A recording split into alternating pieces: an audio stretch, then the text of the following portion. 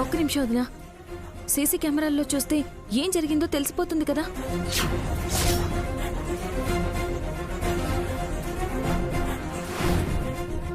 బాబు కొంచెం ఆ CCTV footage చూపిస్తారా?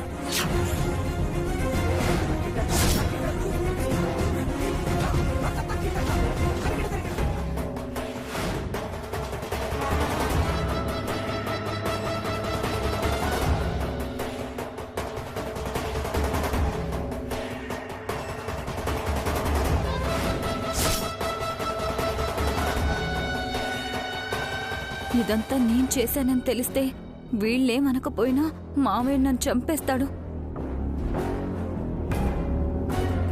సర్లే, ఇప్పుడు అవన్నీ చూస్తూ కూర్చుంటావే ఏంటి? ఇప్పటికే ఆలస్యం అయిపోయింది. అది పక్కన పెట్టేసి వెళ్దాం. చూస్తే ఎవరు చేశారో తెలుస్తుంది కదా వదినా. ఏదో పొరపాటున చీరల్లో కలిసొచ్చుంటుంది విద్య. పదండి వెళ్దాం. బాబు ఆ చీర పక్కన పెట్టి మిగతావిచ్చే. పద, రా వెళ్దాం. రండి.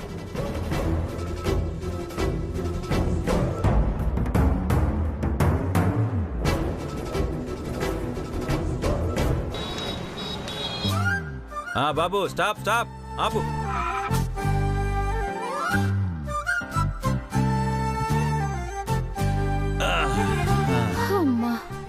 అబ్బా, ఒళ్ళు హోణం అయిపోయింది అనుకో. ఏమే, షాపులన్నీ తిప్పించారు. ఏదైనా రెస్టారెంట్ దగ్గర ఆపుంటే బిర్యానీ అయినా తినొచ్చేవాళ్ళం కదా. మరీ మీ వాళ్ళు ఏంటే ఎంత పేనాసోళ్ళగా తయారయ్యారా? నువ్వు దానకరుడు కదా, దారిలో హోటల్ దగ్గర ఆపి అందరికీ బిర్యానీ తినిపించి బిల్లు కట్టేయాల్సింది. అనయ్య, సౌత్ పవర్ అంటే నీలాగే ఉంటుందనుకుంటా. నీ అభిమానం తమ్ముడు.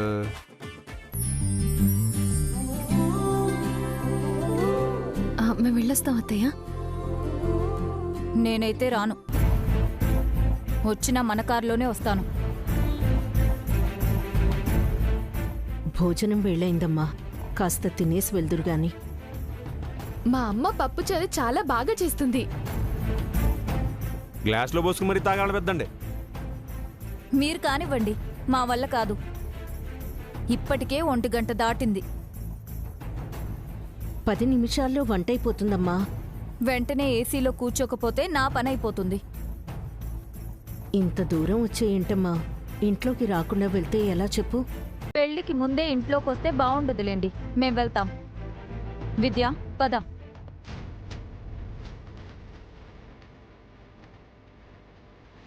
పర్వాలేదులేమ్మా. చూడండి, ముందు ఏ ఆటంకం రాకుండా పెళ్లి సజావుగా జరగనివ్వండి. ఆ తర్వాత ఎలాగో మీ ఇంటికే వస్తుంది కదా.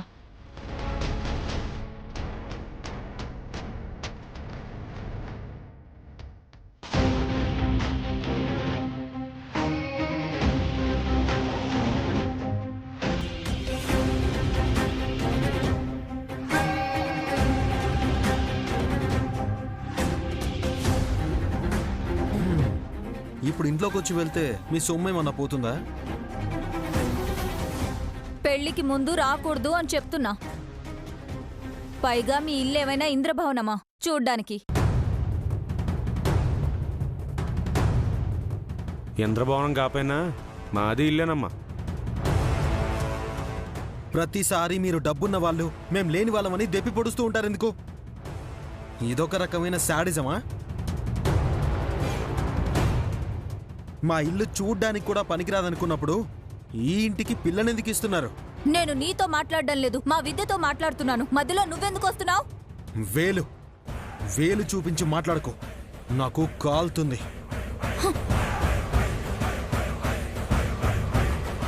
విద్య, నాకు అడ్డమైన వాళ్లతో మాటలు పడాల్సిన అవసరం లేదు. నువ్వు ఇంటికి వస్తున్నావా, రావట్లేదా?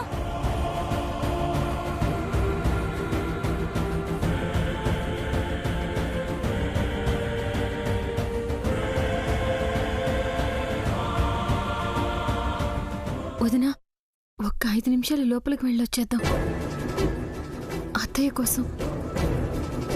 ఓహో, అప్పుడే నీకు నాకన్నా వీళ్లే ఎక్కువైపోయారా? ఆడపిల్ల కదా, అర్థం చేసుకుంది. ఏమని? ఎవరిని? అత్తయ్యని. ఆవిడ చూపించే అమ్మ ప్రేమని. అంటే మేం ప్రేమలు చూపించడం లేదా ఇన్ని రోజులు? ఇప్పుడు ఏంటి, తను మా ఇంట్లోకి వస్తుంది, నీకిష్టం ఉంటే నువ్వు రా, లేదంటే ఇక్కడి నుంచి వెళ్ళు. కావాలంటే ఈ పెళ్ళి ఆపుకో. అయ్యో రే, ఏంట్రా ఆ మాటలు? లేకపోతే ఏంటమ్మా, ఆడపిల్లనిచ్చేవాళ్ళు వాళ్ళే మన మీద పెత్తనం చెలాయిస్తూ ఉంటే చూస్తూ ఎలా ఊరుకోమంటావు? వీళ్ళని ఇప్పటి నుండే కంట్రోల్లో పెట్టాలి, లేకపోతే ఆడిస్తారు. అయ్యో నువ్వు ఆగరా. సుబ్బు, నువ్వు సైలెంట్గా ఉండు. నీకు మాట్లాడడం రాదు. ఏమండి, అమ్మ ఆశపడుతుంది.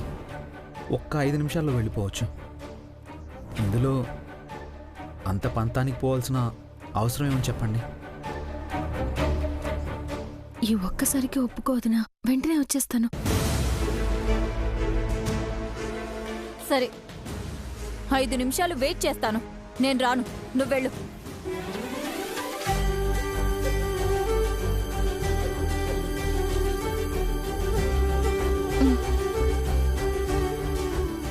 నువ్వు రామ్మా విద్య.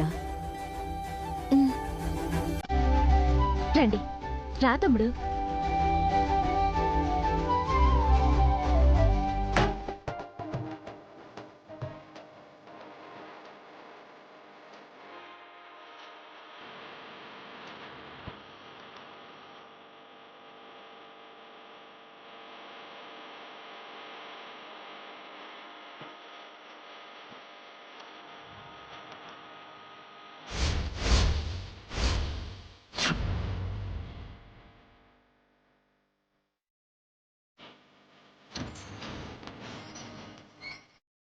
అన్నయ్య, పదండి లోపలికి.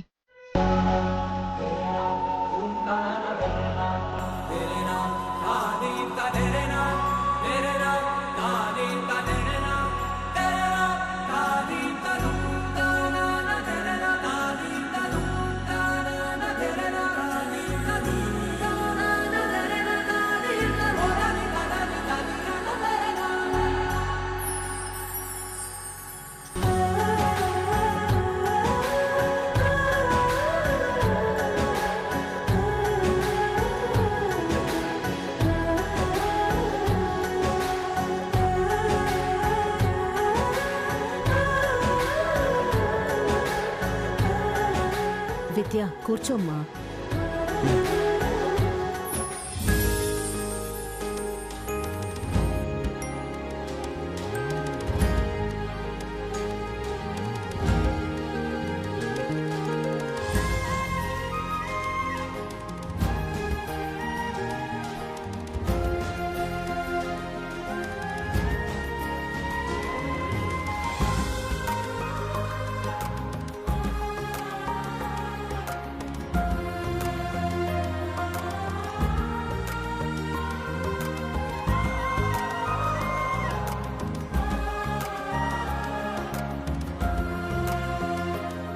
వదినా, తీసుకో.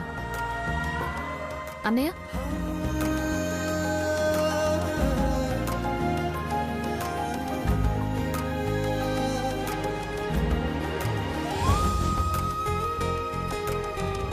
ఇందు, వదిన్ని తీసుకెళ్లి ఇల్లంతా చూపించు. అలాగే అమ్మా.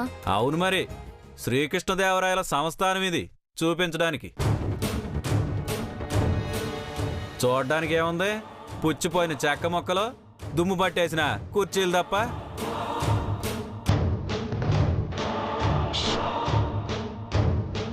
ఇల్లు చిన్నదే కావచ్చు, పాతదే కావచ్చు, కానీ ఇరుకైన ఇంట్లోనే మనసులు విశాలంగా ఉంటాయి, మనుషులు దగ్గరగా ఉంటారు. నేను కోరుకుంది కూడా ఇలాంటి ఇల్లు.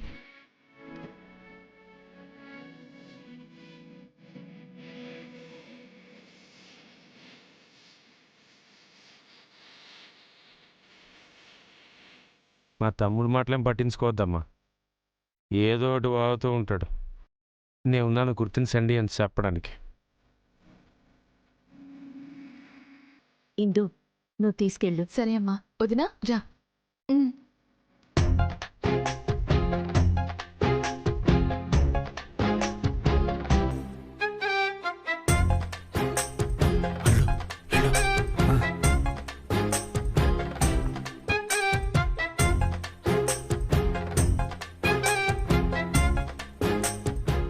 నేనిక్కడి నుంచి ఒంటరిగా వెళ్తేనే మామయ్య వాళ్ళు నేనేం ఎక్కించినా వింటారు, విద్యని తప్పు పడతారు.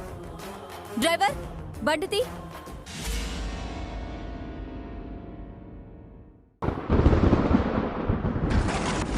అరే సడన్గా వర్షం మొదలైంది, కొంచెం ముందుగా బయలుదేరాల్సింది మనం. తడిచిపోతారు. ఇలా రండి. రారా.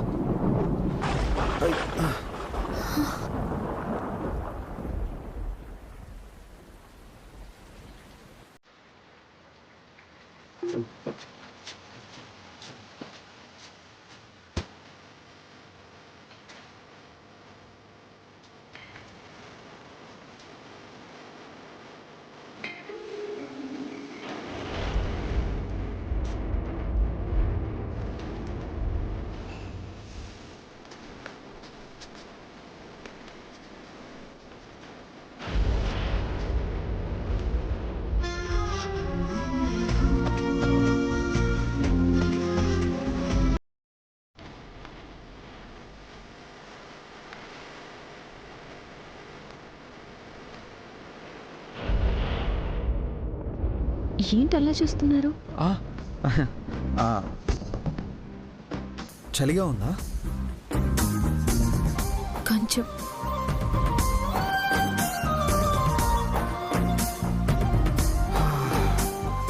ఆహా, మిరపకాయ బజ్జీలు వేస్తున్నట్టున్నారు.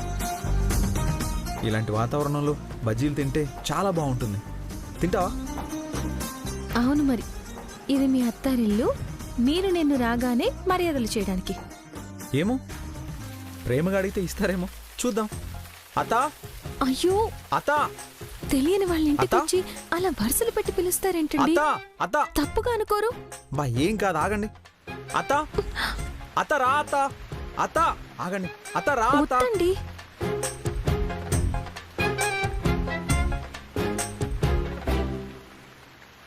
హాయ్ మరదల పిల్ల. లోపల మీ అమ్మ బజ్జీలు వేస్తున్నట్టుందిగా, వెళ్ళి తీసుకురాబో. త్వరగా వెళ్దాం పదండి, వాళ్ళ అమ్మ వాళ్ళు వస్తే కొడతారు.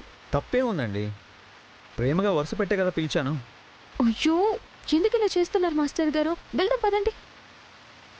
యాడికిరా వెళ్తున్నావు? ఆగో. అమ్మా, ఆయన ఏదో సరదాగా అన్నారు, అత్త మరదలు అని. ప్లీజ్ ఏమనుకోకండి.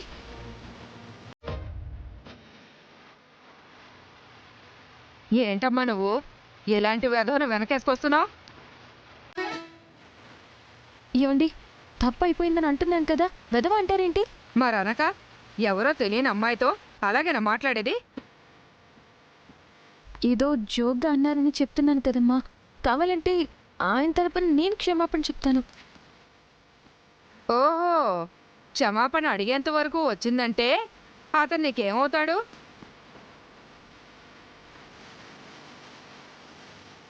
అది అది అది ఇది అని అంటావేంటమ్మా, చెప్పు. నాకు కాబోయే భర్త.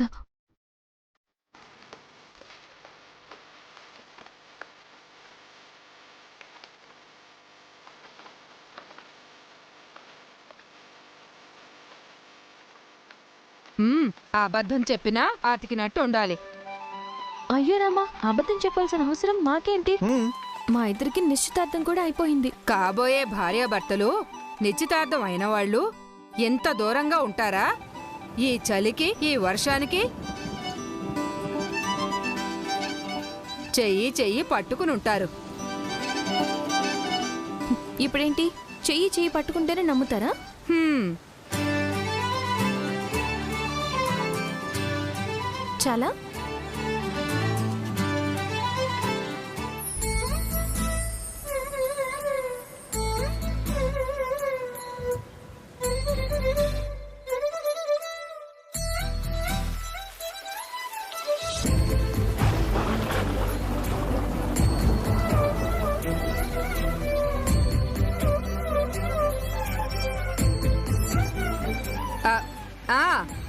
చెయ్యి చెయ్యి స్నేహితులు కూడా పట్టుకుంటారు. మరి ఇప్పుడు ఏం చేస్తే నమ్ముతారు? ఏది, నువ్వు పట్టుకున్న చేతికి ఓ ముద్దు పెట్టు. వదిలేండి విద్యా గారు, ఎవరినో నమ్మించాల్సిన అవసరం మనకేంటి? తప్పించుకోలేరు. అర్ధరాత్రి మా ఇంటికొచ్చి అల్లరి చేస్తున్నారని, గోల చేస్తున్నారని గొడవ చేస్తాను.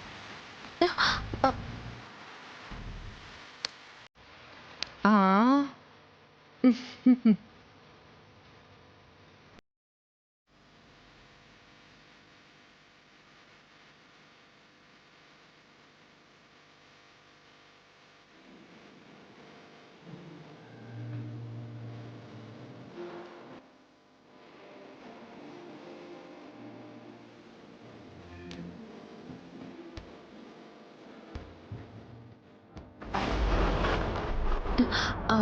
ఇప్పటికైనా నమ్ముతారా?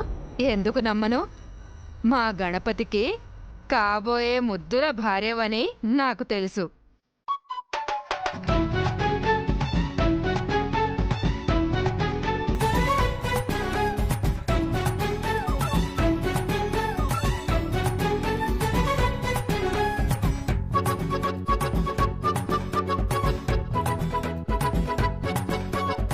అంటే నిర్మలమ్మ అత్త మా స్కూల్ దగ్గర పిల్లలకి జాంకాయలు అమ్ముతుంది. నేను ప్రేమగా అత్త అని పిలుస్తాను. ఆహా, ఉండరా గణపతి, బజ్జీలు తెస్తాను.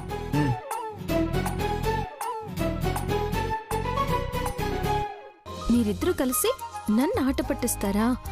మిమ్మల్ని విద్య సారీ జోక్ చేశాను అంతే. విద్య చెప్తారా? సారీ విద్య, సారీ.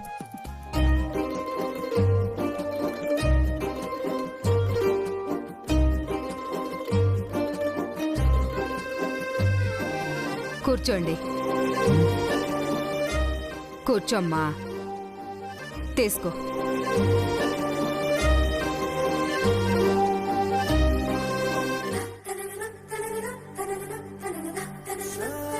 మా గణపతి చాలా మంచోడమ్మా. ఆ గణపతి మాస్టర్లా కాదు, వాడు నీచుడు. మా గణపతిని స్కూల్లో పిల్లలు అన్నా అన్నా అని ఎంత బాగా కలవరిస్తారో తెలుసా? అయ్యో అయ్యో, మంచినీళ్ళు తాగండి.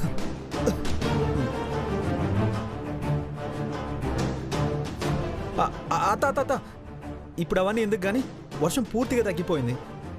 విద్యని ఇంటి దగ్గర దిగబెట్టాలి. ఇంకోసారి ఎప్పుడైనా వస్తానులే, సరేనా?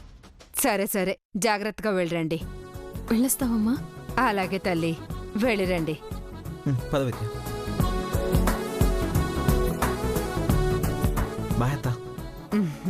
ఈ జంటను చూడ్డానికి 2 కళ్ళు సరిపోవటం లేదు.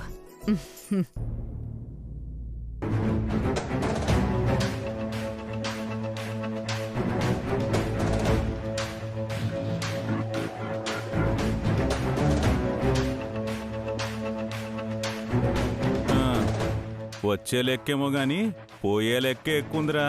దేని గురించి అంటున్నావు నాన్న? నీ పెళ్లి గురించి. ఆ ఆదినారాయణ కూతురు చేసుకుంటే కట్నం కింద ఆస్తి రావడమేమో గాని పెళ్లికి ముందు పెట్టిపోతలకి 30 లక్షలు అయింది. కాఫీ తీసుకోండి.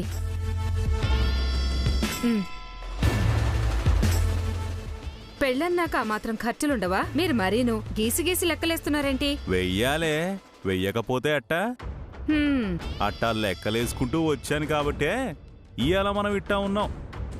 లేకపోతే మా అన్నయ్య వాళ్ళలాగా అడుక్కు తింటూ ఉండేవాళ్ళం. కరెక్ట్గా చెప్పావు బాబాయ్.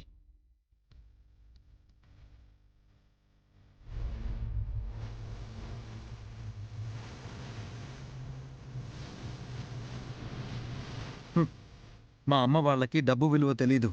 చెప్పినా అర్థం చేసుకోరు. ప్రపంచం ఎలా ఉందో అస్సలు పట్టించుకోరు. ఏదో దానకర్ణుడి వారసులు అన్నట్టు బిహేవ్ చేస్తూ ఉంటారు. అది తెలిసిన విషయమే కదరా. కొత్త విషయం ఏమైనా ఉంటే చెప్పు. ముందు వాడి చేతిలో బ్యాగ్ ఏంటో అడగండి.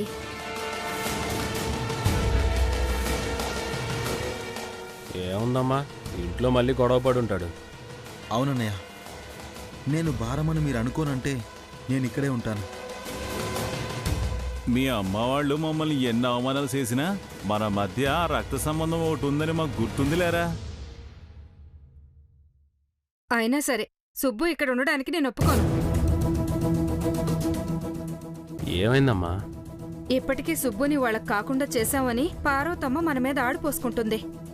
ఇప్పుడు వీణ్ణి ఇంట్లో ఉంచుకున్నావంటే ఇంకేమైనా ఉందా? నువ్వు చెప్పింది కూడా నిజమే అనుకో. ఒరే సుబ్బు, అసలు ఏం జరిగింది ఏంటి? మా గణపతి గాడి పెళ్లి జరగకూడదు బాబాయ్, జరగకూడదు కూడా. దేనికిరా? అప్పుడే మా ఇంట్లో గొడవలు పెట్టేసిందన్నయ్య. అందరూ ఆ అమ్మాయికే సపోర్ట్.